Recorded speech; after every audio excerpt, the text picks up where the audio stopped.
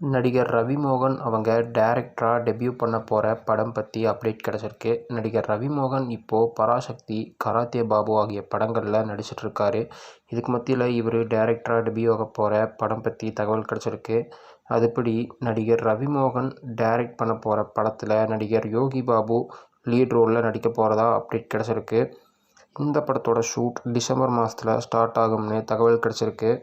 இயக்குனர் அண்ட் நடிகர் செல்வராகவன் அவங்களோட கேரக்டர் போஸ்டரை பல்டி படக்குழு ரிலீஸ் பண்ணியிருக்காங்க. பல்டி படத்தில் நடிகர் ஷேன் நிகம் நடிக்கிறாரு. இவர் யாரும் இல்லை, ஆர்டிஎக்ஸ் படத்தில் நடித்தவர் தான். இவர் கூட நடிகர் சாந்தனு, அல்போன்ஸ் புத்திரன், செல்வராகவன் இவங்க எல்லாரும் முக்கியமான ரோலில் நடிக்கிறாங்க.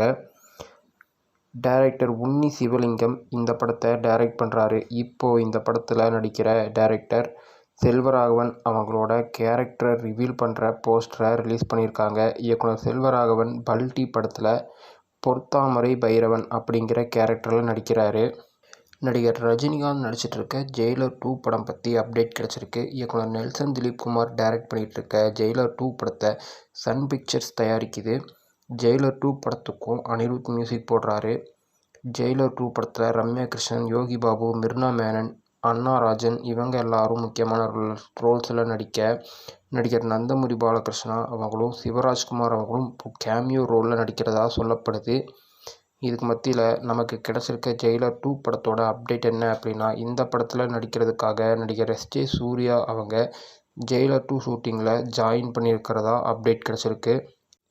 இந்த வீடியோ பிடிச்சிருந்தால் லைக் பண்ணி ஷேர் பண்ணுங்கள். இந்த வீடியோ பற்றி உங்கள் கருத்துக்களை கமெண்ட்ஸில் சொல்லுங்கள். மறக்காமல் நம்ம சேனலை சப்ஸ்கிரைப் பண்ணி பெல் பட்டனை கிளிக் பண்ணுங்கள்.